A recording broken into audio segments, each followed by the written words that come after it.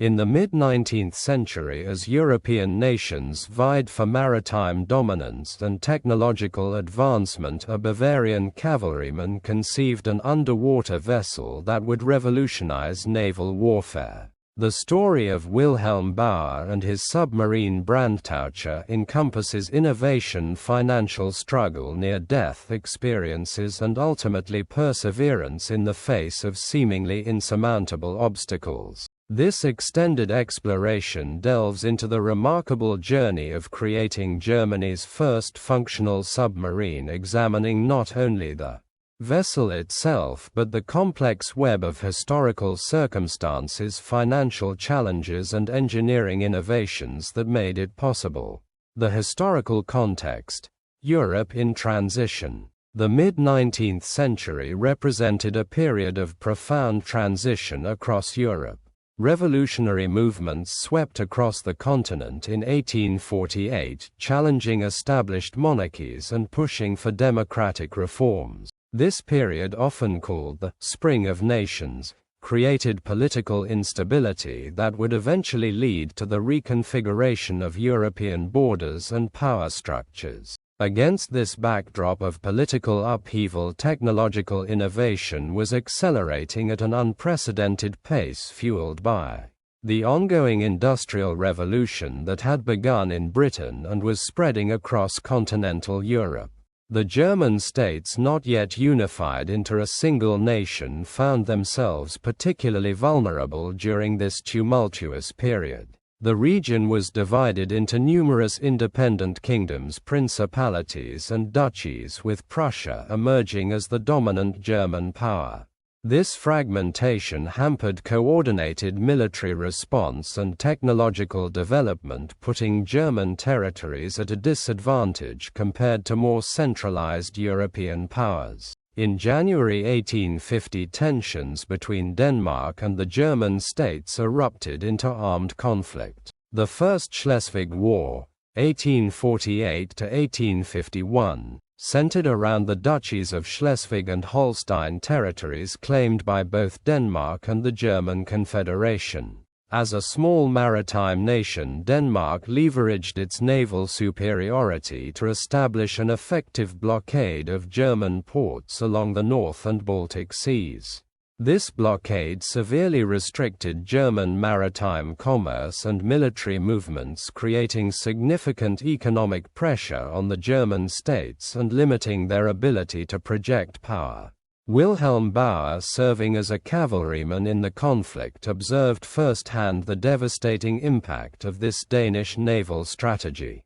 The German states, despite their larger combined population and land area, found themselves at a distinct disadvantage due to Denmark's maritime dominance. This imbalance of power at sea would directly inspire Bauer's pursuit of submarine technology as a potential equalizer, a means by which a weaker naval power could challenge the dominance of a stronger one. His vision was not merely technical but strategic, recognizing that asymmetric warfare capabilities could fundamentally alter the balance of power in naval conflicts. Wilhelm Bauer, the unlikely innovator. Born on December 23, 1823 in Dillingen and der Donau, Bavaria, Wilhelm Bauer came from humble beginnings that gave little indication of his future as a naval innovator. His father worked as a sergeant in the Bavarian light cavalry, setting a precedent for military service that Wilhelm would follow. However, unlike many inventors of his era, Bauer did not receive formal engineering education or scientific training. Instead, he completed an apprenticeship as a wood turner before entering military service as an artilleryman in 1840. This practical hands-on background would prove invaluable in his later inventive work, giving him an understanding of materials and mechanical systems that purely theoretical training might have lacked. During his military service, Bauer displayed remarkable mechanical aptitude and creative problem-solving abilities. While he lacked formal scientific credentials, he possessed an intuitive understanding of mechanical principles and a talent for practical innovation. These qualities, combined with his determination and ability to learn through observation and experimentation, would enable him to tackle engineering challenges that had stymied more formally educated contemporaries. Bauer's interest in submarine technology was directly sparked by his experiences during the German-Danish War. As a cavalryman, he witnessed the devastating effectiveness of the Danish naval blockade and recognized that conventional naval tactics were unlikely to break this stranglehold. He began to contemplate alternative approaches, focusing on the possibility of underwater vessels that could approach enemy ships undetected. The concept of submarine vessels was not entirely new. Various designs had been proposed and occasionally tested since the late 18th century. However, no nation had yet developed a truly practical, militarily viable submarine. Bauer studied accounts of earlier submarine experiments, particularly the American Turtle used during the Revolutionary War and Robert Fulton's Nautilus from the early 1800s. He also conducted his own experiments with diving bells and pressure vessels, developing a practical understanding of the challenges involved in underwater navigation. Drawing on both historical precedents and his own experiments, Bauer developed the concept for what he initially called the Iron Seal, before settling on the name Brandtaucher, meaning fire diver, or incendiary diver. The name reflected the vessel's intended military purpose: to approach enemy ships underwater, place explosive charges on their hulls, and withdraw to a safe distance before detonation. This approach represented a radical departure from conventional naval warfare tactics of the era, which primarily relied on direct ship-to-ship combat. Bauer's lack of formal education and relatively low military rank created significant obstacles in advancing his innovative design. Military hierarchies of the era prioritized proposals from officers with established credentials, making it difficult for a common cavalryman to gain attention for revolutionary ideas. Nevertheless, Bauer's passion and conviction would eventually help him overcome these institutional barriers, though not without considerable struggle and personal sacrifice. The uphill battle for funding. Bringing any revolutionary technology from concept to reality requires substantial financial backing, and the Brandtaucher was no exception.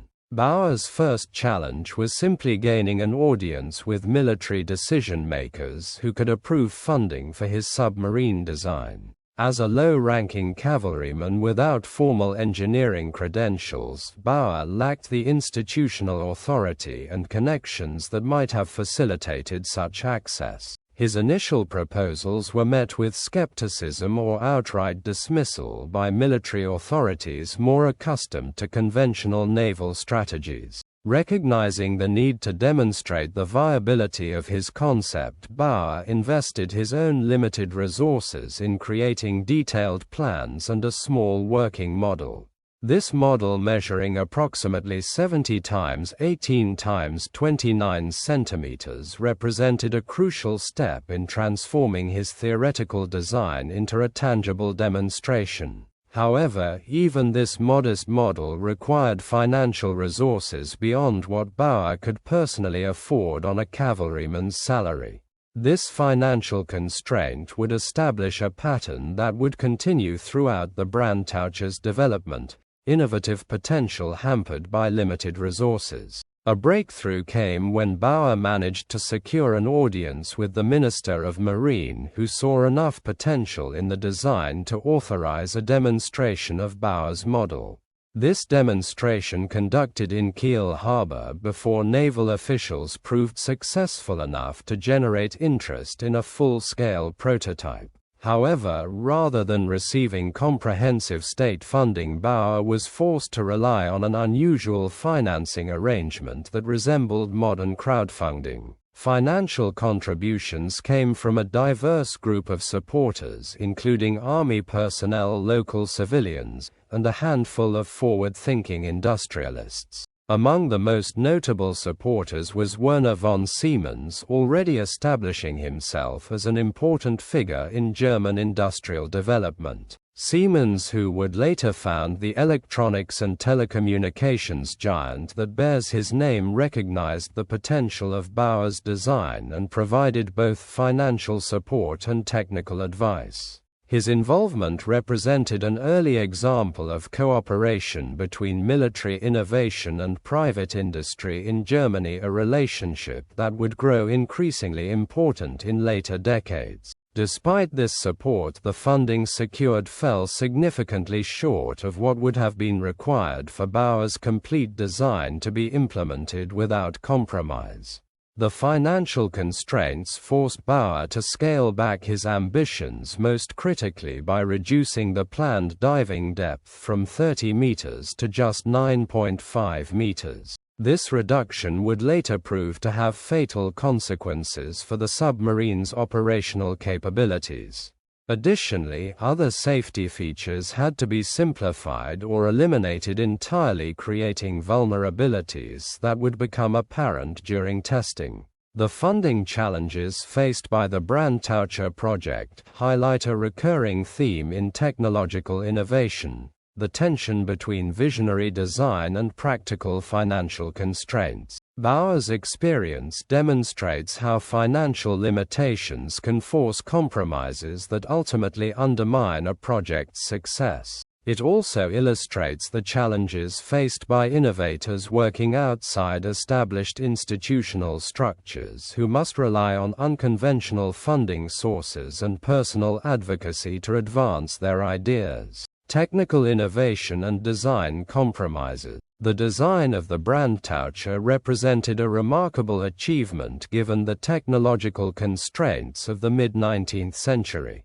Working without the benefit of modern engineering tools, established submarine design principles, or advanced materials, Bauer developed a vessel that incorporated several innovative features while addressing the fundamental challenges of underwater navigation. The completed Brandtaucher measured 8.07 meters in length, approximately 26 feet 5.5 inches, with a maximum beam of 2.02 meters, 6 feet 7.5 inches, and a draft of 2.63 meters. With a displacement of approximately 30.5 tons, the vessel represented a substantial undertaking for the small iron foundry of Schwefel and Hauelt in Kiel, where it was constructed.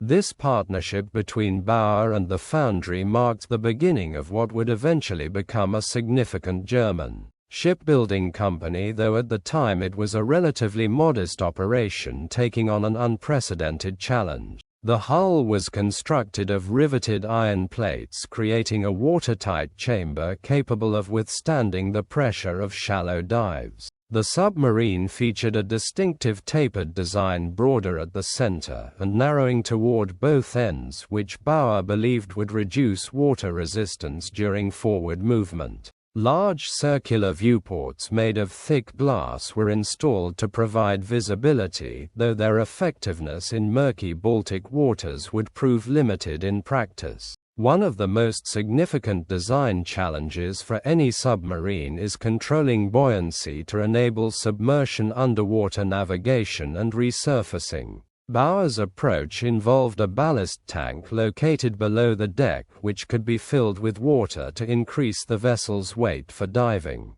To resurface, this water would be expelled using hand pumps operated by the crew. This system, while conceptually sound, required precise control to maintain neutral buoyancy, a challenge that would prove difficult with the limited instrumentation available. Propulsion represented another major technical challenge. Unlike modern submarines with their powerful engines, the Brandtaucher relied entirely on human power. Two crew members operated a large treadwheel mechanism using both their hands and feet, which transferred power to the external propeller through a simple gear system. This manually powered arrangement could achieve a maximum speed of approximately 3 knots under ideal conditions, though this speed could not be maintained for extended periods due to crew fatigue. Directional control was accomplished through a combination of a rudder for horizontal steering and adjustable diving planes for vertical movement. Additionally, a 500 kg movable weight could be shifted fore and aft to adjust the submarine's trim, providing another means of controlling the angle of descent or ascent. The captain positioned at the stern was responsible for operating these controls while monitoring the vessel's depth and orientation. The financial constraints that plagued the project forced several critical compromises in the final design. Most significantly, the reduction in planned diving depth from 30 meters to 9.5 meters necessitated a less robust pressure hull than originally envisioned. Additionally, rather than having fully enclosed ballast tanks as Bauer had initially designed, the implemented version allowed water to pool in the bottom of the hull, creating potential stability issues, particularly when the submarine changed orientation. These compromises reflected the practical realities of bringing an innovative design to life with limited resources. Bauer was forced to prioritize certain aspects of the design while accepting less optimal solutions in others. The resulting vessel, while revolutionary in concept, incorporated vulnerabilities that would ultimately contribute to its brief operational life. The story of the Brandtaucher thus illustrates a tension common in pioneering technological developments: the gap between visionary design and what can be practically implemented given financial, material, and technological constraints. Construction and the birth of an industry. The construction of the Brandtaucher began in mid-1850 at the iron foundry Schwefel and Hauelt in Kiel. This facility, while modest by modern standards, represented an important early example of German industrial capability. The foundry specialized in metal fabrication and had previously produced various mechanical components and structures, though nothing as complex or novel as a submarine vessel. Taking on the Brandtaucher project represented a significant risk for the company, as there were no established methods or precedents for submarine construction in Germany. Augustin Hauelt, one of the foundry's proprietors, took a particular interest in Bauer's design and worked closely with the inventor throughout the construction process. This collaboration between inventor and industrialist would prove mutually beneficial. Bauer gained access to essential manufacturing capabilities and technical expertise, while Hauelt's company gained valuable experience with innovative marine technology, experience that would later contribute to the foundry's evolution into a significant shipbuilding enterprise.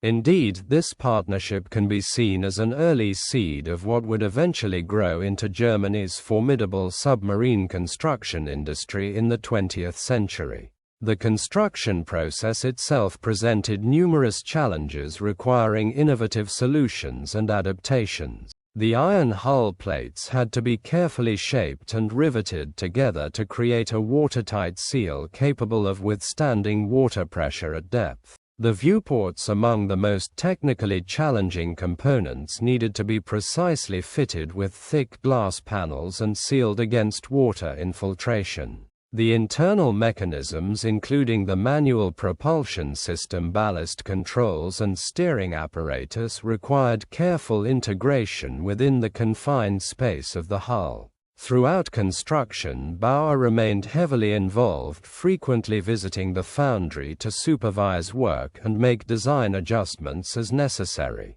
His hands-on approach, drawing on his practical experience rather than formal engineering methods, sometimes created tensions with the more technically trained craftsmen at the foundry. However, his intuitive understanding of mechanical systems and clear vision for the vessel's functionality ultimately proved valuable in resolving the inevitable challenges that arose during construction. As work progressed, the project attracted increasing attention from both military observers and the general public in Kiel.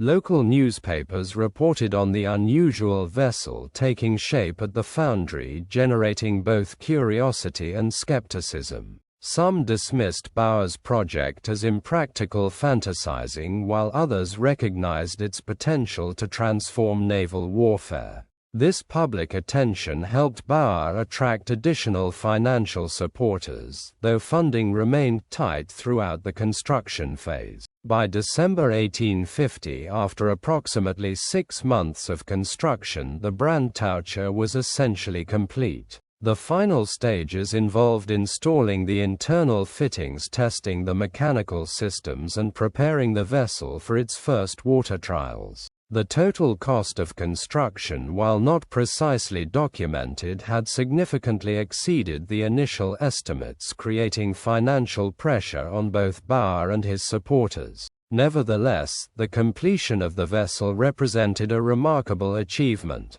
The first functional submarine built in Germany and one of the most advanced underwater vessels attempted anywhere in the world at that time. The completion of the Brandtaucher marked not just the creation of a single innovative vessel, but also represented the birth of a new industrial capability in Germany.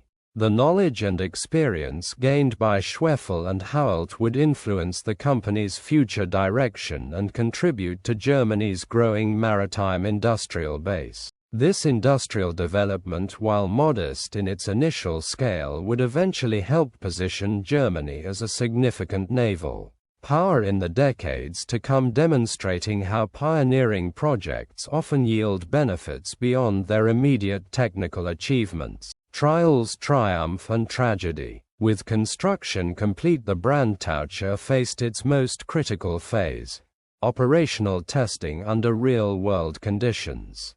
Initial tests began in Kiel harbor in late December 1850, with Bauer himself commanding the vessel alongside 2 crew members selected for their mechanical aptitude and courage. These early trials focused on basic functionality, ensuring that the submarine could submerge, maneuver underwater, and return safely to the surface. Despite some minor leakage and difficulties maintaining precise depth control, these initial tests demonstrated that the fundamental concept was viable.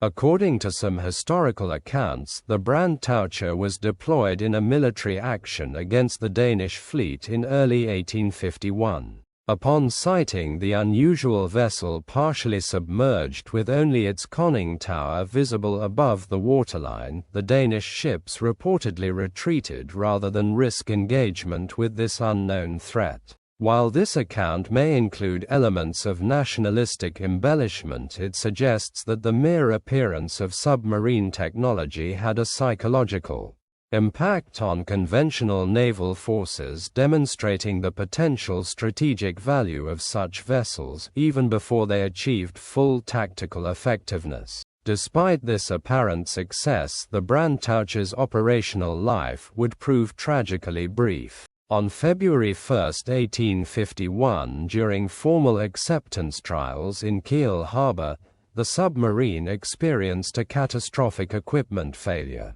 With Bauer at the controls and 2 crew members operating the propulsion system, the vessel was attempting a demonstration dive. As the submarine descended, water began entering through the ballast tank valves more rapidly than anticipated. The increasing weight caused the submarine to tilt forward, creating a downward angle that accelerated its descent. As the Brandtaucher plunged deeper, exceeding its designed operational depth, the pressure on the hull intensified. The crew's efforts to pump out ballast water proved insufficient to halt the descent. The submarine ultimately settled on the harbor bottom at a depth of approximately 60 feet, 18 meters, nearly twice its designed maximum depth of 9.5 meters. With the vessel now resting on the seabed, Bauer and his crew found themselves in a desperate situation.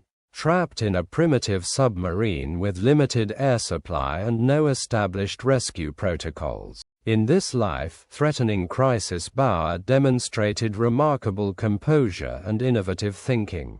Recognizing that conventional escape attempts would be futile given the water pressure, he developed an unconventional strategy.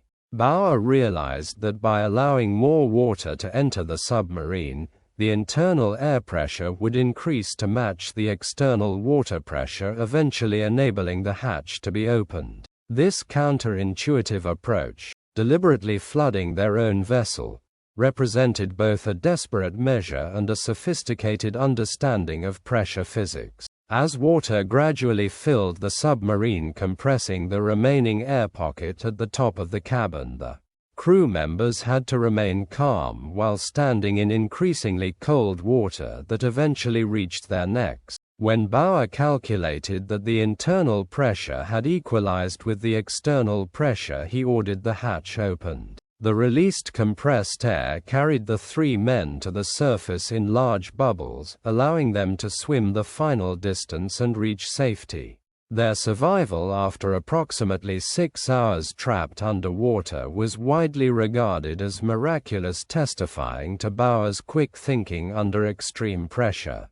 The sinking of the Brandtaucher effectively ended this phase of German submarine development. The financial backers, having already stretched their resources to fund the construction, were unwilling to invest in salvaging or rebuilding the vessel after this dramatic failure.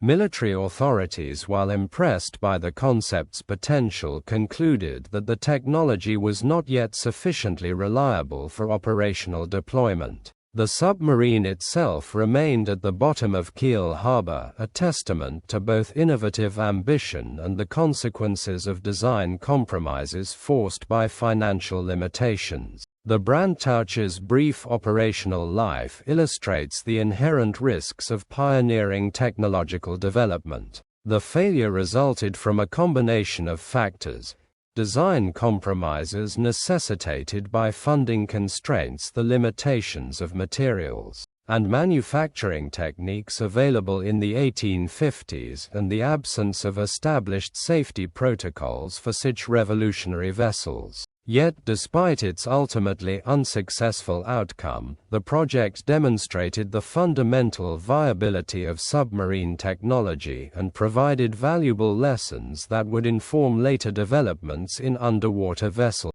Bauer's continued quest and international endeavors. Despite the catastrophic end of the Brandtaucher, Wilhelm Bauer remained undeterred in his pursuit of viable submarine technology. Having narrowly escaped death in his own creation, one might have expected Bauer to abandon such dangerous endeavors.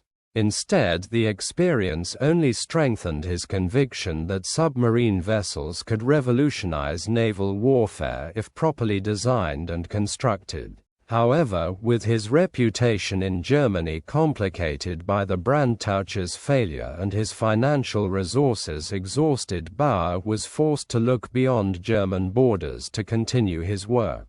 In 1851, shortly after the Brandtaucher disaster, Bauer built a new submarine model in Munich. While smaller than his previous vessel, this model incorporated several design improvements based on lessons learned from the Brandtaucher's failure. Bauer demonstrated this model to Bavarian King Maximilian II, hoping to secure royal patronage for a new full-scale submarine. While the king expressed interest, Bavaria, as a landlocked kingdom with no navy, was not a natural sponsor for submarine development. Nevertheless, the demonstration helped rebuild Bauer's credibility as an inventor and secured modest funding for his continued research. Recognizing that his prospects in Germany were limited, Bauer embarked on what amounted to a European promotional tour, carrying his submarine model, like a salesman, to demonstrate to potential patrons across the continent. This peripatetic phase of his career reflected both the challenging position of independent inventors in the 19th century and Bauer's remarkable persistence in the face of setbacks. Without institutional support or formal scientific credentials, he relied entirely on practical demonstrations and persuasive presentations to advance his ideas. In 1852, Bauer traveled to Austria-Hungary, where he demonstrated his submarine model to Emperor Franz Joseph in Trieste. The emperor, presiding over an empire with significant Adriatic coastline and naval interests, showed considerable interest in the technology. However, competing priorities and bureaucratic resistance prevented immediate implementation of Bauer's proposals. Nevertheless, the imperial attention further enhanced Bauer's reputation and opened doors at other European courts. Perhaps his most notable demonstration occurred before Queen Victoria on the Isle of Wight in 1853. The British monarch, presiding over the world's dominant naval power, represented a potentially transformative patron for submarine development. Unfortunately, during this crucial demonstration, Bauer's model was lost during a dive maneuver, an embarrassing setback that undermined his credibility with British authorities. This incident highlights the precarious nature of Bauer's promotional efforts, where a single technical failure could negate months of careful preparation and networking. Despite these challenges, Bauer's persistence eventually yielded results. In 1855, he secured a contract with the Russian Imperial Navy through the patronage of Grand Duke Konstantin Nikolaevich, brother of Tsar Nicholas I and the head of the Russian Navy. Russia, having recently suffered a devastating naval defeat in the Crimean War, was receptive to unconventional naval technologies that might help counter British maritime dominance. Under Russian sponsorship, Bauer designed and constructed his third submarine, known as Le Diable Marin, the Sea Devil.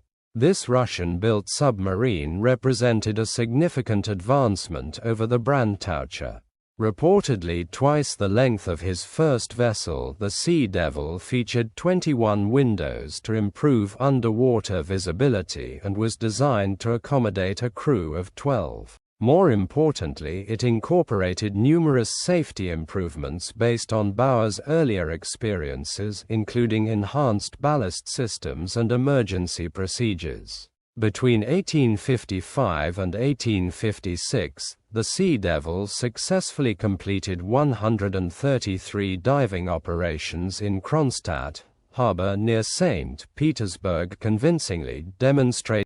Despite these operational successes, changing political circumstances and persistent skepticism from naval traditionalists ultimately limited the impact of Bauer's Russian submarine. Following the conclusion of the Crimean War and the death of Tsar Nicholas I, Russian interest in experimental naval technologies waned. Bauer eventually returned to Germany in 1858, having advanced submarine technology significantly, but without achieving the full-scale adoption he had envisioned. Throughout his later career, Bauer continued to refine his submarine designs and advocate for their military potential. He developed additional innovations related to underwater salvage operations, diving equipment, and naval ordnance.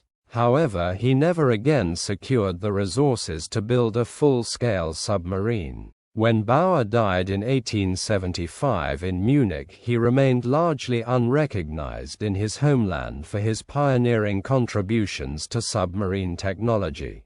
The Brandtaucher rediscovered, recovery and preservation. For 36 years, the Brandtaucher lay forgotten on the bottom of Kiel harbor, a submerged monument to both innovation and failure. Occasionally, local fishermen and divers reported glimpsing the strange iron vessel, but no systematic effort was made to locate or recover it. As Germany underwent profound political transformation, including the unification of German states in 1871 and the rapid development of the Imperial German Navy under Kaiser Wilhelm II, interest in naval technology and history increased. This renewed interest eventually led to efforts to locate and recover the Brandtaucher as both a historical artifact and a symbol of German naval innovation. On July 5, 1887, after a systematic search of the harbor bottom, the Brandtaucher was finally discovered and raised to the surface. The submarine's recovery, occurring more than a decade after Bauer's death, represented a belated recognition of his pioneering work. The vessel, remarkably well preserved after its long immersion in the Baltic's cold waters, provided tangible evidence of early German submarine technology. Naval engineers examining the recovered vessel were struck by how many of Bauer's design principles remained relevant to contemporary submarine development despite the enormous technological advances of the intervening decades. Following its recovery, the Brandtaucher was initially displayed at the Naval Academy in Kiel, where it served both as a historical curiosity and as an educational tool for naval cadets studying submarine design. The vessel's presence in this educational context helped establish Bauer's place in the historical narrative of German naval innovation, connecting his early work to the increasingly sophisticated submarine development occurring in Imperial Germany during the late 19th and early 20th centuries. Over the decades, as Germany experienced the tumultuous events of the 20th century, including 2 world wars, division and eventual reunification, the Brandtaucher was moved several times. Today it resides in the Military History Museum, Militärhistorisches Museum der Bundeswehr, in Dresden, where it is recognized as the oldest surviving submarine in the world. The vessel's preservation and prominent display reflect its significance not only to German naval history, but to the global history of submarine technology. The recovery and preservation of the Brandtaucher highlight the importance of physical artifacts in understanding technological history. While written records provide valuable information about design principles and operational details, the actual vessel offers irreplaceable insights into manufacturing techniques, material properties, and the practical.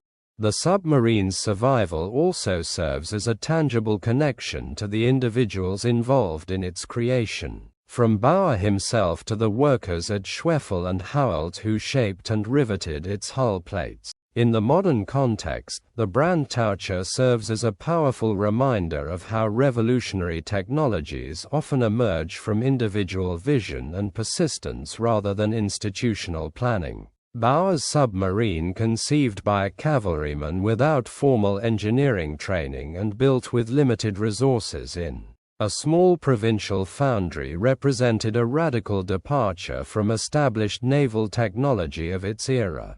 Its preservation allows contemporary visitors to appreciate both the audacity of Bauer's vision and the practical challenges of implementing revolutionary concepts with 19th-century technology. Legacy and influence on future developments. The Brandtaucher's significance extends far beyond its brief operational life, or even its status as a preserved historical artifact. Despite its ultimate failure, the submarine represented a crucial step in the evolution of underwater vessel technology and influenced subsequent developments in multiple ways, both direct and indirect. Understanding this legacy requires examining how Bauer's work contributed to later submarine development both in Germany and internationally.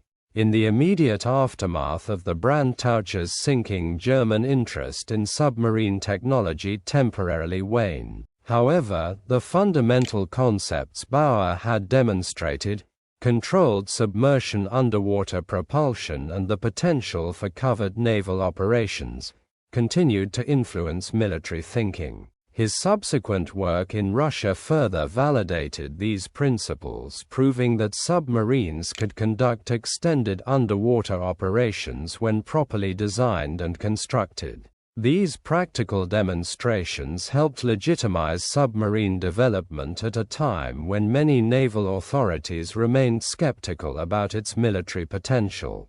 More concretely, the partnership between Bauer and Schwefel and Haupt established important precedents for German naval industrial development. The experience gained in constructing the Brandtaucher contributed to the evolving expertise of what would eventually become Hauptwerk, one of Germany's premier shipbuilding companies. By the early 20th century, this company would play a significant role in constructing submarines for the Imperial German Navy, drawing on institutional knowledge that could be traced back in part to the Brandtaucher project. This evolution illustrates how pioneering projects, even unsuccessful ones, can foster industrial capabilities that yield benefits decades later.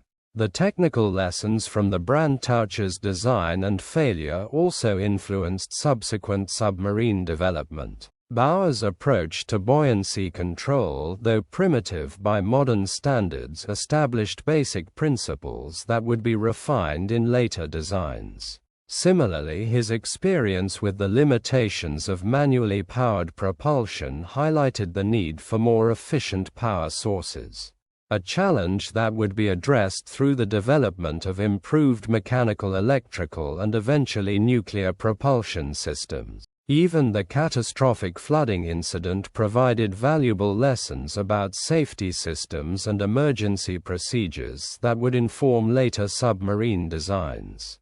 In a broader sense, the Brandtaucher contributed to a growing recognition of submarines' potential to transform naval warfare. By the late 19th century, navies worldwide were exploring submarine technology, with significant developments occurring in France, Britain, Spain, and the United States. While these efforts drew primarily on their own national traditions and technical resources, Bauer's earlier work had helped establish the fundamental viability of underwater vessels as military platforms. His promotional efforts across Europe had exposed naval authorities in multiple countries to submarine concepts, potentially influencing their receptiveness to later proposals. By the early 20th century, Germany had emerged as a leading developer of submarine technology, employing U-boats, Unterseebooten, as a central element of its naval strategy in both world wars. While these advanced vessels bore little physical resemblance to Bauer's primitive Brandtaucher, they represented the fulfillment of his fundamental vision: underwater vessels capable of challenging conventional naval power and altering the dynamics of maritime warfare. The tactical concept of using submarines to attack surface vessels, which Bauer had articulated in 1850, would become a defining feature of naval warfare in the 20th century. Perhaps most significantly, the story of the Brandtaucher and Wilhelm Bauer exemplifies how technological innovation often emerges from unexpected sources and faces resistance from established institutions. Bauer's lack of formal engineering education and low military rank created obstacles to his revolutionary ideas being accepted, yet his practical approach and persistence eventually allowed him to demonstrate their validity. This pattern of outsider innovation challenging institutional conventions has recurred throughout the history of technology, from the Wright brothers in aviation to personal computer pioneers in the late 20th century. In this sense, the legacy of the Brandtaucher transcends its specific technical contributions to submarine development. It stands as a reminder that revolutionary innovations often require not only technical insight, but also personal conviction and resilience in the face of skepticism, financial constraints, and institutional. Bauer's journey from cavalry soldier to submarine pioneer illustrates how transformative technologies can emerge from the determined efforts of individuals operating outside established expertise hierarchies. Comparative context. Early submarine development worldwide. To fully appreciate the significance of the Brandtaucher, it is important to place it within the broader context of global submarine development in the 18th and 19th centuries. Bauer's creation, while pioneering in the German context, built upon earlier submarine concepts and contemporaneous developments in other nations. Understanding this comparative context helps illuminate both the innovative aspects of the Brandtaucher and the common challenges faced by submarine pioneers worldwide. The concept of underwater vessels has ancient roots, with references appearing in literature from classical antiquity. However, the first documented attempt at creating a functional submersible vessel is generally attributed to Cornelis Drebbel, a Dutch inventor who demonstrated a human-powered underwater boat on the Thames River in London between 1620 and 1624. While details of Drebbel's design remain unclear, his demonstrations proved that underwater navigation was conceptually possible, inspiring later inventors. The American Revolutionary War saw one of the first attempts to use a submarine for military purposes. The American Turtle, designed by David Bushnell in 1775, was a one-man hand-powered vessel intended to attach explosive charges to British warships. Though it conducted several attack attempts, the Turtle never successfully damaged enemy vessels. Nevertheless, it demonstrated the potential military application of submarine technology, a concept that Bauer would later develop independently. A more direct predecessor to Bauer's work was Robert Fulton's Nautilus, designed and built in France around 1800. Fulton, better known for his later steamboat innovations, created a submarine that successfully demonstrated underwater navigation in the Seine River and performed diving operations in the harbors of Brest and Le Havre. Despite these successes, Napoleon Bonaparte's government ultimately rejected Fulton's proposals, leading him to approach the British with his design. This pattern of seeking support from different national authorities parallels Bauer's later career trajectory.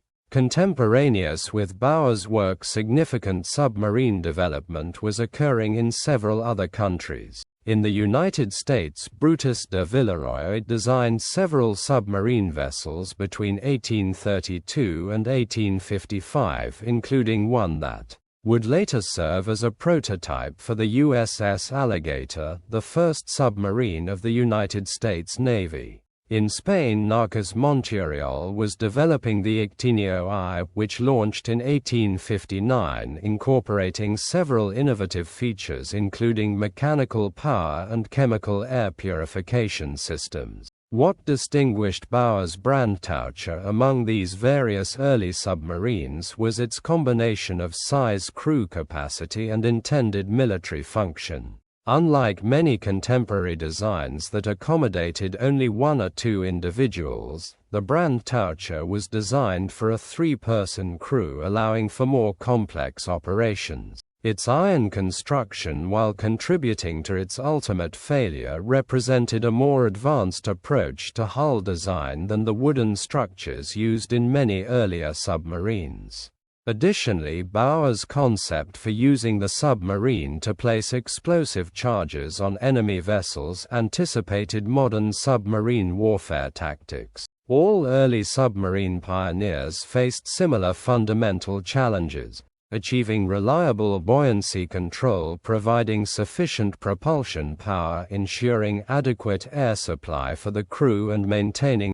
The solutions they developed reflected both the specific technical resources available to them and the particular military or commercial applications they envisioned. Bauer's approach to these challenges was shaped by his practical background, the industrial capabilities of mid-19th century Germany, and the specific military context of the German-Danish conflict. Despite operating largely independently from these other submarine developers, Bauer's work was part of a broader mid-19th century transition in submarine design, from purely experimental curiosities to potentially viable military vessels. This transition would accelerate in the latter half of the 19th century, with increasingly sophisticated designs emerging in multiple countries. By the end of the century, submarines would begin entering naval service in various nations, fulfilling the military potential that Bauer and his contemporaries had anticipated decades earlier. The parallel development of submarine technology across multiple countries during this period illustrates how technological innovation often occurs simultaneously in different locations, driven by similar needs and enabled by the gradual diffusion of scientific knowledge and industrial capabilities. While each inventor approached the challenges of submarine design with unique perspectives and resources, they collectively established the foundations for what would become a transformative naval technology in the 20th century. Conclusion. The story of the Brandtaucher and Wilhelm Bauer encapsulates the complex interplay of individual vision, financial constraints, technical innovation, and historical circumstances that often carry. From its conceptual origins in the practical military problem of the Danish naval blockade to its rediscovery and preservation as a historical artifact, the Brandtaucher's journey illuminates multiple dimensions of technological innovation in the mid-19th century. Bauer's submarine, despite its ultimate failure as a functional military vessel, succeeded in demonstrating fundamental principles of submarine design and operation that would influence later developments. Its creation represented a remarkable achievement given the limited technical resources available and the absence of established precedents for submarine construction in Germany. That it was designed by a cavalryman without formal engineering education, funded through what amounted to early crowdfunding and built in a provincial iron foundry, makes the achievement all the more noteworthy. The financial challenges that plagued the Brandtaucher's development highlight recurring tensions in technological innovation, between visionary design and practical constraints, between revolutionary potential and institutional. Bauer's struggle to secure adequate funding forced compromises that ultimately contributed to the vessel's failure, yet his persistence in pursuing the concept despite these limitations exemplifies the determination often required to advance revolutionary technologies. Beyond its technical significance, the Brandtaucher represents an important milestone in German naval and industrial development. The partnership between Bauer and Schwefel and Hauelt established precedents for military-industrial cooperation that would later contribute to Germany's emergence as a naval power. The submarine's construction helped develop technical expertise that would inform later shipbuilding endeavors, including the advanced U-boats of the 20th century that would transform naval warfare. Today, the preserved Brandtaucher stands as both a technological artifact and a symbolic reminder of how innovation often emerges from unexpected sources and faces resistance from established institutions. Its survival allows contemporary observers to appreciate the ingenuity of its design while recognizing the practical challenges of implementing revolutionary concepts with 19th-century technology. As the oldest surviving submarine in the world, it provides a tangible connection to the early history of a technology that would profoundly shape naval operations, underwater exploration, and popular imagination. Wilhelm Bauer's journey from cavalry soldier to submarine pioneer illustrates the diverse pathways through which technological innovation can occur. His practical approach, persistence in the face of skepticism, and willingness to promote his ideas across national boundaries exemplify qualities that have driven many transformative innovations throughout history.